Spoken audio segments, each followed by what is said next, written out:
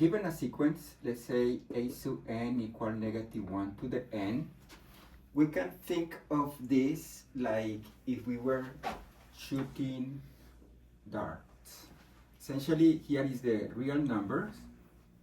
Here is 0, here is 1, here is -1, here is 2. And when you do a sub 1, in this case, a sub 1 is -1 to the 1, and this is -1, then you can think that you're shooting the dart and it lands here. And then when you compute a sub 2 is -1 to the 2, and this is 1, and then you shoot and then you land here. But then in this, for this particular sequence, you just keep shooting and you will get in here and here and here and here and here and here.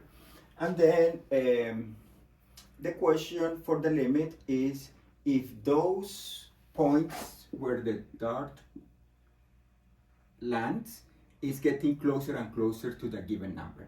In this case, this is not the situation. Let's take another example, a sub n equal 1 over n. Then you start shooting. Here is a1 is equal to 1, and you shoot, and it lands here. When you think about a2, you compute a2 is 1/2, then you shoot, and then you land here at 1/2, and then a3 is 1 over 3, then you land here at 1/3, and here when you keep doing this, you notice that all your shootings, all the values are getting closer and closer to 0. Then in this case, we say that the limit when n goes to infinity of 1 over n is 0. Sometimes we just write that 1 over n converges to 0 when n goes to infinity. Notice that here, when you have a sequence, the n, the only way it can go is to infinity. Then you can just say that a sub n converges to 0, or a sub n converges to a given number.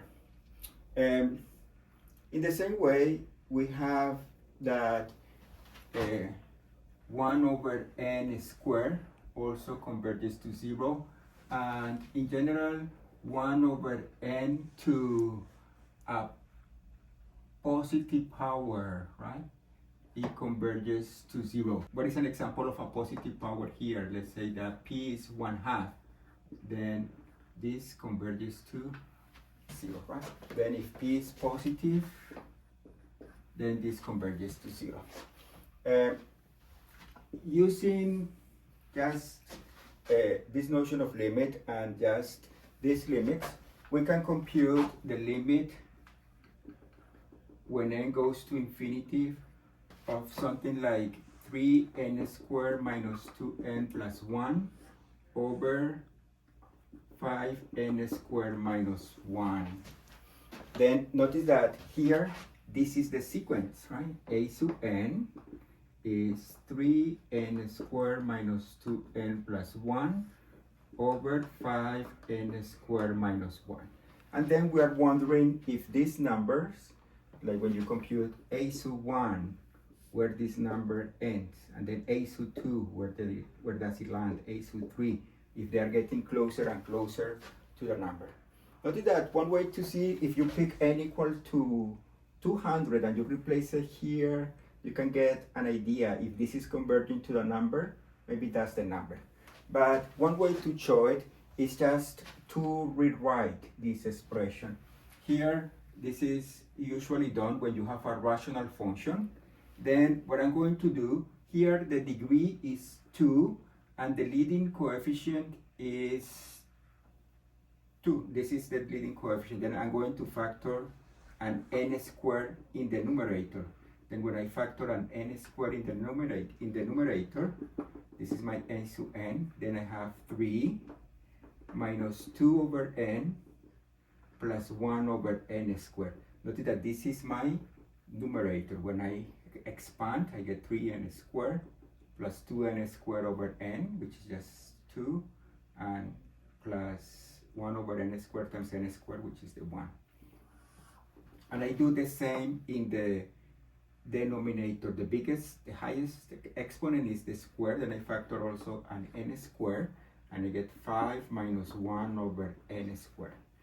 Here the n squared cancel out, and then we have that this is 3 minus 2 over n plus 1 over n squared over 5 minus 1 over n squared.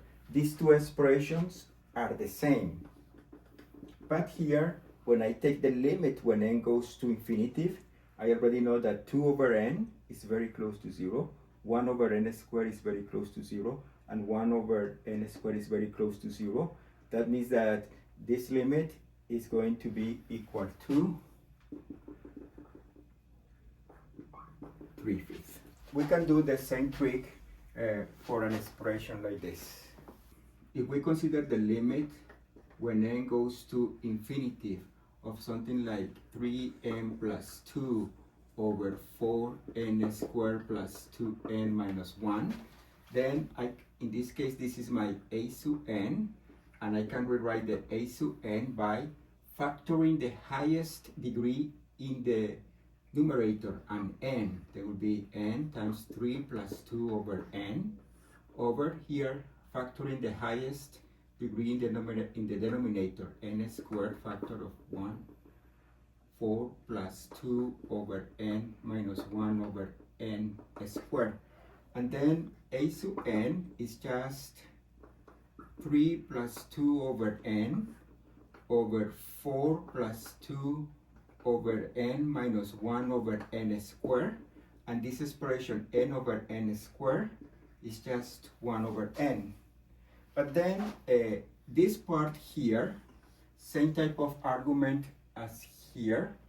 This part converges to 3/4. But on the other hand, this 3/4 is multiplied by 1 over n. And 1 over n, when n goes to infinity, it becomes very, very small. Then the whole thing becomes very, very small, and this converges to 0.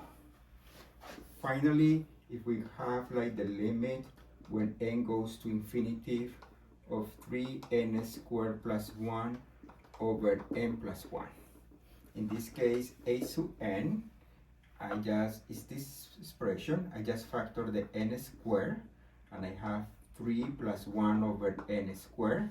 And here in the denominator, I factor the highest degree, which is an n, and then this is 1 plus 1 over n. Then here n of n squared over n is just n, and this expression is 3 plus 1 over n squared over 1 plus 1 over n. Same type of consideration says that this part goes to 3 over 1. 1 over n squared goes to 0, 1 over n goes to 0, and then we have 3 over 1, but on the other hand, you're multiplying this by n, and when n goes to infinity, this goes to infinity. That means that this limit would be infinity.